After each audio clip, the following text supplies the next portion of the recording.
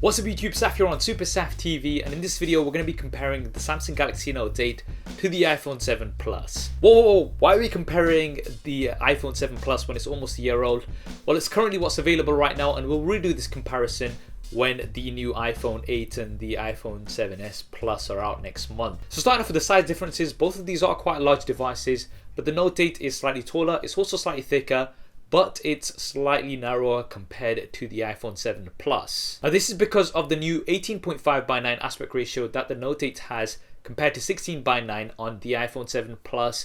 And the Note 8 does have a much larger display, 6.3 inches compared to 5.5 inches on the iPhone 7 Plus. And that is because of the Infinity display that we have here on the Note 8, which has minimal bezels. Now the iPhone 8 is rumored to have very small bezels, but the iPhone 7s Plus, I believe, is still going to have pretty large bezels. We've got different technologies for the displays here as well. For the Note 8, you've got Super AMOLED, and for the iPhone 7 Plus, you've got LED backlit.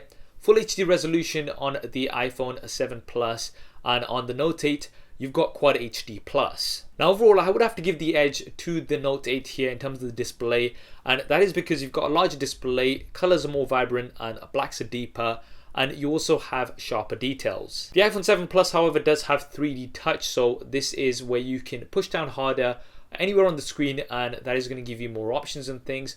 On the Note 8, you do have a pressure sensitive home button, but that is the only area which is pressure sensitive. Now moving on to the build and design, both of these are actually really premium. You've got a metal unibody on the iPhone 7 Plus. On the Note 8, you've got a metal frame with curved Gorilla Glass 5 panels on the front and back, which are symmetrical. Both devices are also water and dust resistant. You've got IP68 on the Note 8, you've got IP67 on the iPhone 7 Plus. Now design is obviously subjective. I personally do prefer the Note 8 a little bit more because of those curved sides, which look great and also make the Note 8 a little bit easier to hold compared to the iPhone 7 Plus. You can, however, customize the look of either of these with a skin from our channel sponsor Dbrand. I'll be leaving a link to them in the description below. Now internally, both of these also have very powerful processors. You've got the Snapdragon 835 or the Exynos 8895, depending on your region. This is on the Note 8. On the iPhone 7 Plus, you have Apple's A10 Fusion chip. You do, however, have more RAM on the Note 8, 6GB versus 3GB on the iPhone 7 Plus. Now performance will vary. With the Note 8, you do get some advanced multitasking features, however, such as multi-window as well as app pair, which is going to let you open 2 apps in multi-window with just one click. For storage, the iPhone 7 Plus comes with 32, 128 or 256GB options at different prices. The Note 8 is going to be coming with a base of 64GB, but you can expand that with the microSD card slot. This is something you can't do on the iPhone 7 Plus. Now moving on to the cameras, this is where things get really interesting. Both have a dual camera setup. On the iPhone 7 Plus, you've got 12 megapixels on both. You've got a primary wide-angle camera with an f1.8 aperture and optical image stabilization. And then there's a secondary telephoto camera which has an f2.8 aperture and is going to give you 2 times optical zoom. Now it looks like Samsung have taken a bit of inspiration here from the iPhone, and the Note 8 has a similar setup, 12 megapixels for both cameras, but both do have optical image stabilization.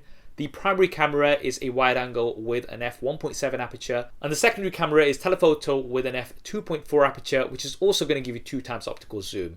Both also have a portrait mode, which is going to blur the background. It's been working really well on the iPhone 7 Plus for me. I'll be doing lots of tests with it on the Note 8 too. But a new feature on the Note 8 is the ability to capture from both cameras at the same time. This is something you can't do on the iPhone 7 Plus as yet.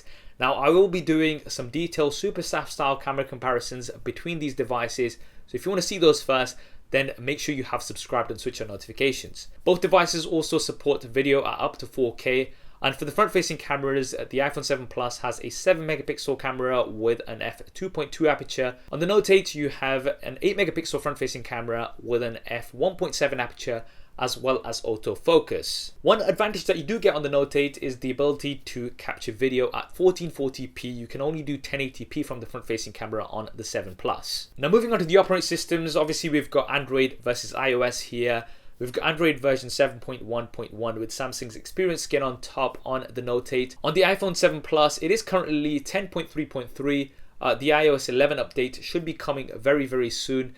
Now, this is going to come down to your personal preference. One of the advantages that you are going to be getting with iOS is updates are going to be coming quicker to you compared to that on the Note 8. Now, moving on to the additional features of both devices, both of them do have a fingerprint scanner, but in different positions. You've got it at the front on the iPhone 7 Plus, and on the Note 8 you do have it at the back. Now, out of these two, I would say that the 7 Plus is a little bit more convenient because it is at the front. You do, however, have an iris scanner on the Note 8, which you can use as an alternative. This is something that's not available on the 7 Plus. The Note 8 has a USB Type-C connector with a 3.5mm headphone jack. You no longer have a 3.5mm headphone jack on the iPhone. You only have the Lightning connector.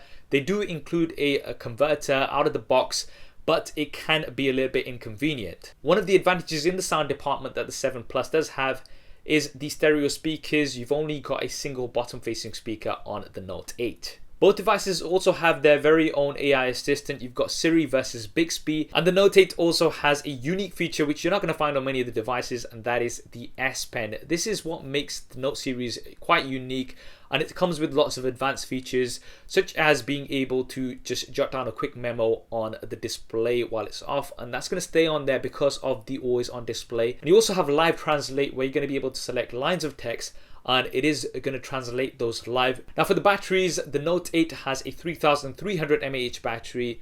On the 7 Plus, you have a 2900 mAh battery.